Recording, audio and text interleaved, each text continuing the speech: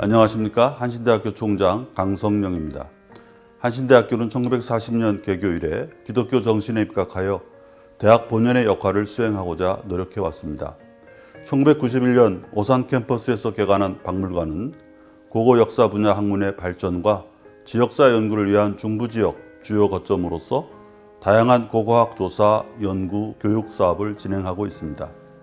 또한 전국 각지에 분포하는 금속문 자료를 수집하여 역사 문화 규명에 필요한 상당수의 학술 자료를 축적하였습니다.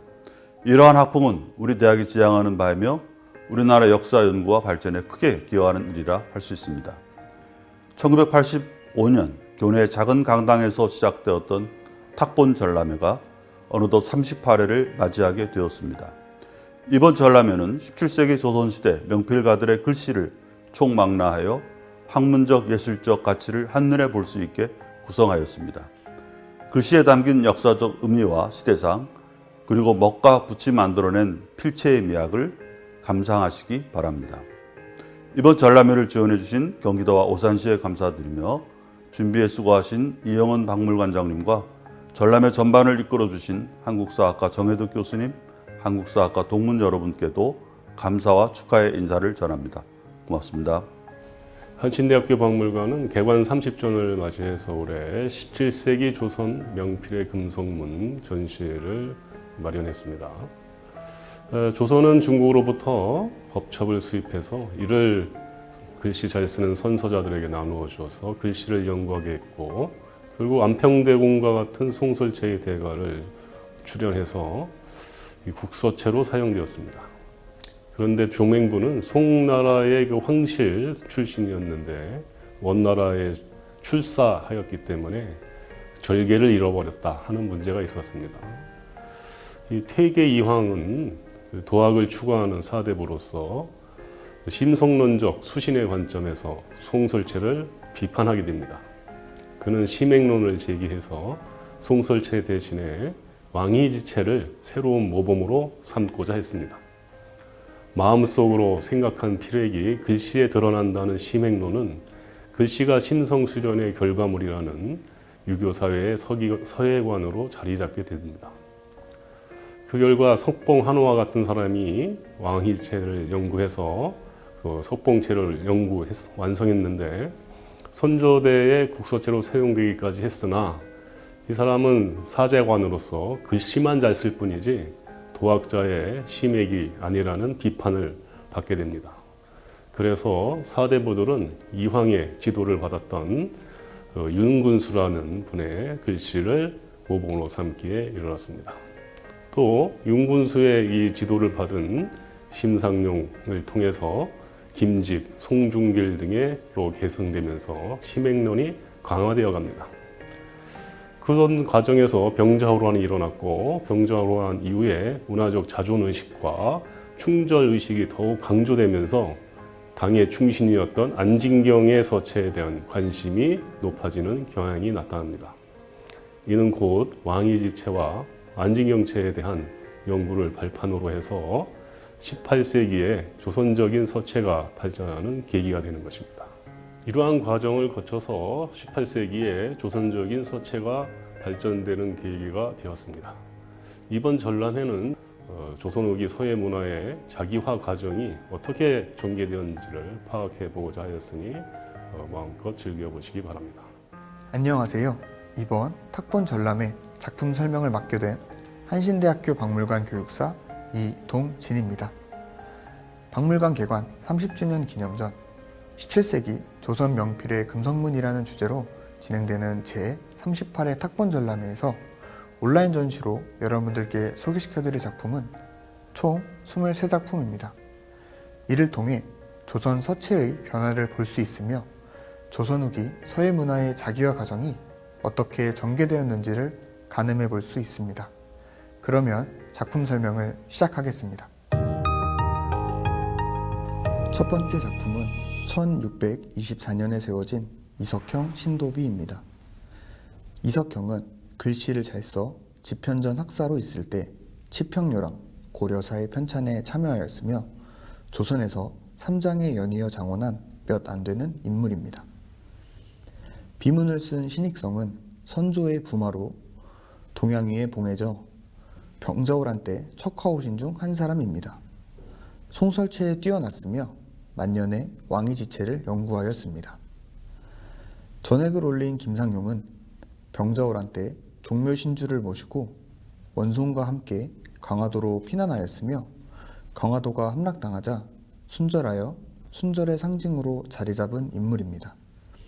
글씨에 뛰어나 서체는 왕이지, 왕헌지에 필법을 본떴으며 전서는 중체를 겸하였습니다. 두 번째 작품은 1628년에 세워진 송이창 묘갈입니다. 송이창은 송중길의 아버지이며 당대의 대학자인 율곡 이이와 구봉 송익필 문화에서 수학하였습니다. 묘갈의 전면대자를 쓴 김집은 이이와 송익필, 그리고 아버지 김장생의 학문을 이어받은 후 송중길과 송시열에 전수하여 기호학파 형성에 중요한 역할을 담당하였습니다. 김집의 글씨는 왕위지체의 토대 위에 매우 단아하게 써내려 갔습니다. 비문을 지은 김상원은 윤근수의 문화에서 경사를 수업하고 성운의 도학에 연원을 두었습니다. 음기를 쓴 송중길은 문장과 글씨에 능하여 많은 금성문을 남겼으며 송이창 묘갈의 경우 23세 때 쓴 글씨로 젊은 날의 송중길 서체를 살펴볼 수 있습니다. 석봉체와 김집의 영향을 받아 바르고 단정하게 썼음을 알 수 있습니다. 전액은 김상용이 올렸으며 이양빙의 전서체를 충실히 계승하여 원만한 서풍을 이루었습니다. 세 번째 작품은 1648년에 세워진 성혼 신도비입니다. 성혼은 이황을 사숙하였으며 이이와도 교분이 두터웠습니다. 1572년 여름 율곡 이이와 9차례 서신을 왕복하여 사칠 이기서를 논하여 조선 성리학 발전에 크게 기여하였습니다. 비문은 김집의 75세 때 작품으로 왕이지의 해설을 바탕으로 하여 필력이 맑고 흐트러짐 없이 단정한 특징을 볼 수 있습니다. 네 번째 작품은 1653년에 세워진 이시직 묘갈입니다. 이시직은 이석형의 6대 손입니다. 김장생의 문화에서 학문을 배웠으며 왕위지체의 능한 당대의 명필이었습니다. 또한 어린 시절 송중길의 글씨를 높이 평가하였으며 송중길에 큰 영향을 미쳤습니다. 비문은 김상원이 지었으며 전면대자는 김집이 썼는데 왕위지체의 단정하면서도 유려한 서체를 확인해 볼 수 있습니다. 비문과 전액은 송중길의 48세 때 작품입니다. 비문은 송중길의 특징인 해서와 행서를 혼용하여 썼기 때문에 호방하나 방만하지 않고 흐르는 물처럼 자연스러운 모습을 확인해 볼 수 있습니다. 전액의 경우 이양빙체를 충실히 따라 그 품이 넉넉함을 볼 수 있습니다. 다섯 번째 작품은 1664년에 세워진 조헌 묘표입니다. 조헌은 이이와 성운의 문인으로 임진왜란이 일어나자 옥천에서 문인들과 의병을 모으고 영규의 순군과 함께 청주성을 수복하는 등 활약하였으나 금산 전투에서 전사하였습니다. 전면대자를 쓴 김집은 왕이지의 해설을 연구하여 필액이 맑고 단아한 느낌을 주는 특징이 있습니다. 비문은 송시열의 58세 때 작품으로 송중길의 글씨와 유사한 특징을 보이지만 송중길의 글씨에 비해 자획 구성이 거친 대신 골기가 강해 웅장한 기상과 거침없는 용필이 특징입니다. 여섯 번째 작품은 1629년에 세워진 한중겸 신도비입니다. 한중겸은 선조로부터 영창대군의 보필을 부탁받은 유교 7신의 한 사람이며 인조의 장인으로 서평부원군에 봉해졌습니다. 비문은 이정구가 지었으며 문장이 좋다는 평가를 받아 사람들의 입에 널리 회자된 인물입니다. 비문을 쓴 오주는 왕이지의 소회를 모범으로 하였고 특히 금성문 글씨는 석봉체를 따랐으나 한호에 비해 필액이 두터운 특징을 볼 수 있습니다. 한중겸 신도비는 오준의 42세 때 작품으로 굳세고 시원한 서체를 볼 수 있습니다. 한준겸의 묘소는 본래 원주에 있었으나 1636년 5월에 안산으로 이장하였습니다. 그리고 1652년에 옮겨온 비석을 다시 세우면서 이민구가 그 사실을 추가하여 새겨 넣었습니다. 추기의 서자 부분은 당시 예조판서였던 오준이 쓴 것으로 추정됩니다. 일곱 번째 작품은 1640년에 세워진 윤담 신도비입니다. 윤담은 임진왜란이던 1593년 진주성 전투에 참여하였으며 왜군에 의해 함락당하자 촉성루에 올라 투신하여 순사하였습니다. 이후 병조 참의로 추정되었습니다. 비문을 지은 유구는 임진왜란이 일어나자 선조를 호종하여 호성공신 2등에 녹군되어 진원부원군에 봉해졌습니다. 비문은 오준의 53세 때 작품이며 오준은 문장에 능하고 글씨를 잘 써서 조정의 대사에 글을 썼습니다. 글씨는 왕의지의 소회를 모범으로 하였으며 금성문 글씨의 경우 석봉체를 따랐습니다. 전액을 올린 김강현은 김상용의 아들로 전서체를 계승하였습니다. 여덟 번째 작품은 1636년에 세워진 허성 묘표입니다. 허성은 유희춘의 문인으로 선조의 유교를 받은 고명 7신의 한 사람입니다. 당대 이름난 문장가였으며 글씨에 뛰어났습니다. 비문을 지은 김세렴은 허성의 동생 허봉의 외손자로서 문장과 시에 뛰어난 재주를 보여 정경세가 당대 제일이라고 칭송하였습니다. 비문은 의창군 이광이 지었으며 허성의 사위입니다. 의창군이 47세 때 장인을 위해 쓴 작품으로 석봉체의 단정함과 송설체의 미려함이 잘 나타나 있습니다. 아홉 번째 작품은 1647년에 세워진 오윤겸 묘갈입니다. 오윤겸은 성운의 문인으로 예론에 뛰어났으며 이괄이 난 때 인조를 호종하였습니다. 비문은 김상원이 지었으며 송중길이 썼습니다. 송중길의 42세 때 작품으로 전면대자는 장중하나 아직 석봉체의 필리가 남아 있습니다. 음기는 해서와 행서가 혼용된 세해로 필액이 힘차다는 특징이 있습니다. 열 번째 작품은 1669년에 세워진 도남서원 묘정비입니다. 도남서원은 1634년 충청도 유림의 공의로 김장생의 학문과 덕행을 추모하기 위해 창건하였습니다. 1660년에 도남이라고 사액되었으며 뒤에 김집과 송중길, 송시열을 각각 추향하였습니다. 비문을 지은 송시열은 이 김장생, 김집의 학통을 계승하여 서인학맥의 주류를 이루었습니다. 예론에 밝았으며 훗날 서인 내부의 노소분당 이후 노론의 영수가 되었습니다. 문장과 서체에도 뛰어났습니다. 비문은 송중길의 64세 때 작품으로 스승을 배양한 서원의 묘정비를 쓰면서 필액에 온 힘을 기울여 장중한 필치로 거침없이 내려간 작품입니다. 전액을 올린 김만기는 김장생의 증손자이며 송시열의 문인입니다. 숙종의 국구가 되어 광성 부원군에 봉해졌습니다. 11번째 작품은 1668년에 세워진 도산정사 기비입니다. 1668년에 도산정사를 건립하면서 세운 기념비입니다. 일명 취석비로도 널리 알려져 있습니다. 도산정사는 도연명의 채국도와 주자, 도연명, 김상원의 영정 등을 모신 곳입니다. 비석 전면에 쓰여진 취석은 원래 도연명이 고사에서 온 것으로 여산기에 따르면 도연명이 술에 취하면 항상 돌에 올라 잠을 잤다 하여 그 돌에 붙여진 이름입니다. 송시열은 특히 대자에 뛰어났는데 웅대하고 힘찬 취석 글씨에서 그러한 장점을 살펴볼 수 있습니다. 12번째 작품은 1673년에 세워진 박동망 묘갈입니다.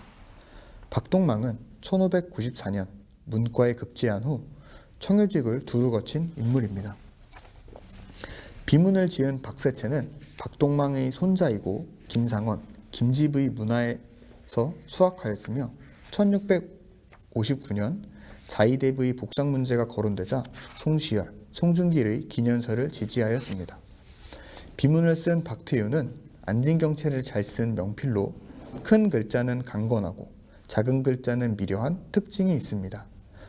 전액을 올린 여성제는 인조의 장인인 한준겸의 외손자입니다. 13번째 작품은 1676년에 세워진 장유 신도비입니다. 장유는 김상룡의 사위이며 효종비 인선왕후의 아버지입니다. 어려서부터 윤군수와 김장생의 문화에서 수학하였습니다. 1623년 인조반정에 가담하여 정사공신 2등에 녹훈되었고 이괄의 난때는 인조를 호송하여 신풍군에 봉해졌습니다. 문장에 뛰어나 조선문장 4대가 중 한 사람으로 평가됩니다. 비문은 송시열이 지었으며 1674년 장유의 아들인 장선징의 부탁으로 비문을 짓게 되었습니다. 비문을 쓴 심익현은 1650년 효정의 둘째 딸 숙명공주와 혼인하여 청평위에 봉해졌습니다. 송설체에 기반을 둔 서체를 즐겨 썼습니다. 왕릉의 지문, 옥책문, 교명 등의 글씨를 많이 썼습니다. 전액은 광성부원군 김만기가 올렸습니다. 14번째 작품은 1662년에 세워진 창녕군 부인 성씨 묘괄입니다. 창녕군 부인 성씨는 낭성군 이후의 첫 번째 부인입니다. 묘괄 전면에는 창녕군 부인 성씨 지묘라고 각자되었으며 음기는 서인의 영수인 송시열이 지었습니다. 비문을 쓴 낭성군 이후는 선조의 제12남 인훈군 이영의 장남입니다. 해서의 모든 서체를 익혔고 전소와 예서에서도 뛰어났으며 대동 금석서라는 금석첩을 간행하였습니다. 15번째 작품은 1682년에 세워진 인훈군 이영 신도비입니다. 인훈군 이영은 선조의 12번째 아들입니다. 1649년에 사은사로 청나라에 갔을 때 청이 세패 요구와 더불어 축성, 무기수선 등을 이유로 조선을 실책하자 이를 무사히 해결하였습니다. 비문은 설원의 영수인 송시열이 지었으며 낭성군이 비문도 쓰고 전에까지 올렸습니다. 낭성군의 45세 때 작품으로 안진경체로 단정하고 획이 두터운 특징을 볼 수 있습니다. 16번째 작품은 1688년에 세워진 조상치 묘괄입니다. 조상치는 길제의 문인이며 김숙자와도 교유가 깊었습니다. 세조가 즉위하고 예조 참판에 제수되어 있으나 사양하고 영천으로 낙향하여 후학을 양성하였습니다. 묘비 표제를 노산조 부제약 조상치 지묘로 하여 자신의 뜻을 표시하였습니다. 1791년 단종 장릉에 세운 배식단에 배양되었습니다. 비문을 지은 이명은 이단상 박세채의 문인입니다. 첫 번째 부인이 조상치의 후손인 조건주의 딸로 처숙인 조전주의 부탁으로 비문을 썼습니다. 비문을 쓴 조학이는 증조부 조문수 이래로 계승된 서법과 외조부 모인 정명공주의 서법에 영향을 받아 서체가 청환하였다는 평을 받았습니다. 17번째 작품은 1689년에 세워진 송기수 신도비입니다. 송기수는 정광필, 김한국과 교유하였으며 이황과도 교유하여 친분이 두터웠습니다. 비문을 지은 신음은 문장에 뛰어나 조선문장 4대가 중 하나로 평가됩니다. 비석의 주인공인 송기수는 신음의 외할아버지입니다. 비문을 쓰고 전액을 올린 이관징은 허목과 청남의 정치적 입장을 같이 한 인물입니다. 해서에 일가를 이루었으며 김생의 필법을 연구 및 사용하였습니다.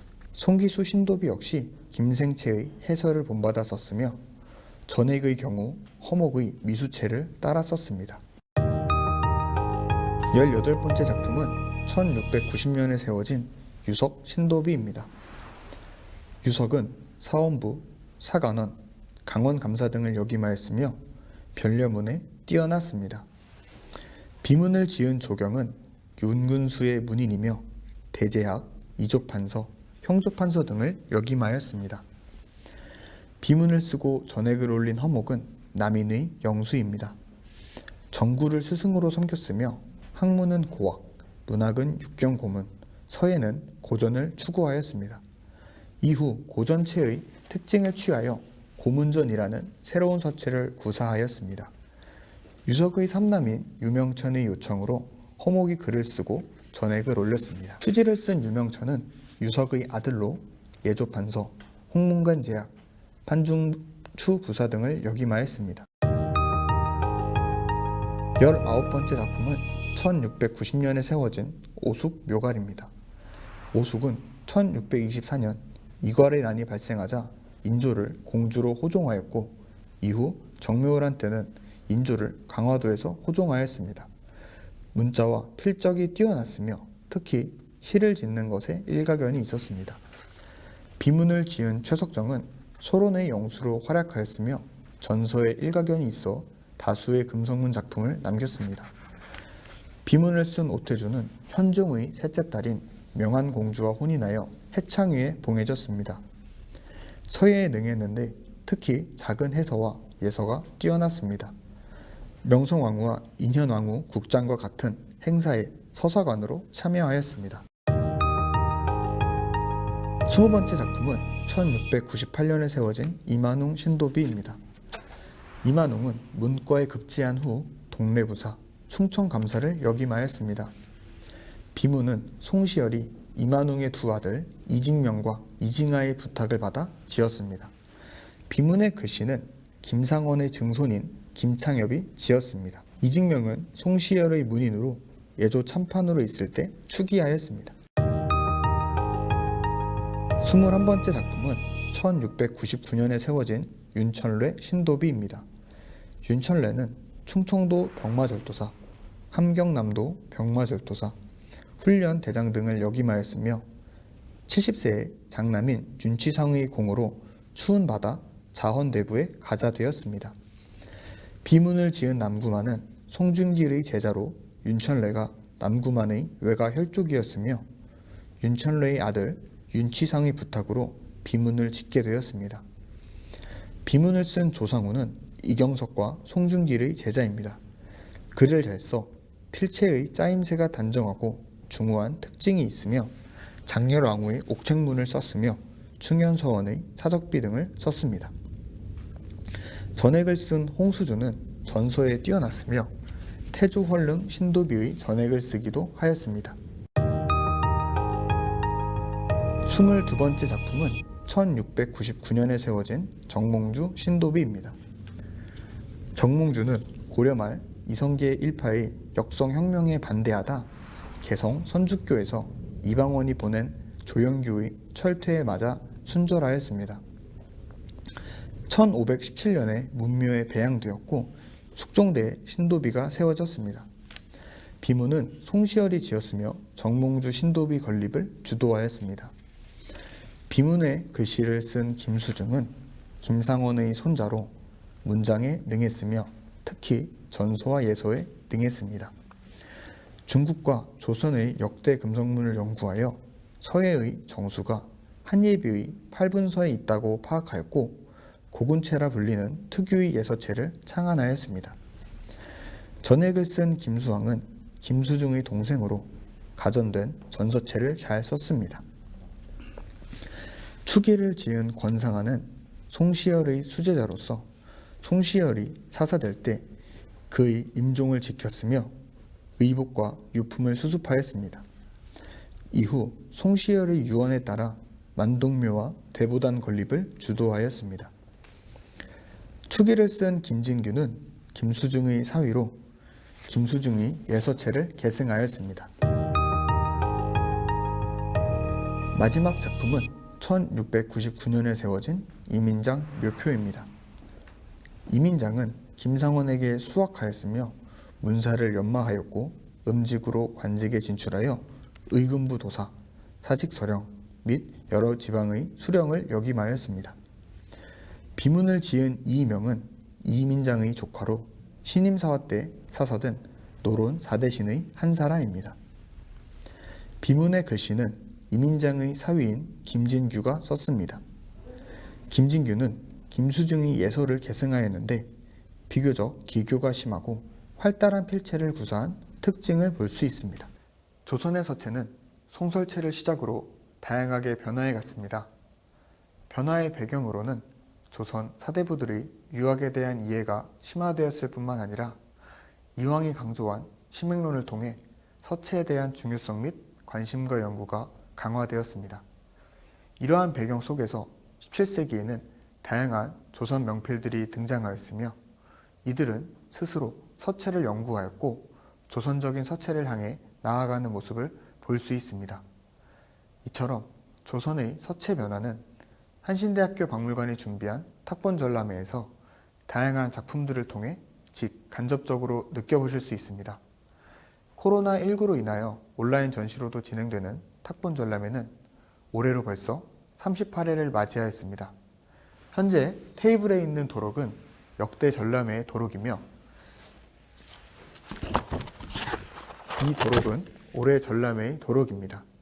한신대학교 박물관이 주관하는 탁본 전람회에 많은 관심 부탁드립니다. 이상으로 한신대학교 박물관에서 준비한 박물관 개관 30주년 기념전 제38회 탁본 전람회 17세기 조선 명필의 금속문 작품 해설을 마치겠습니다.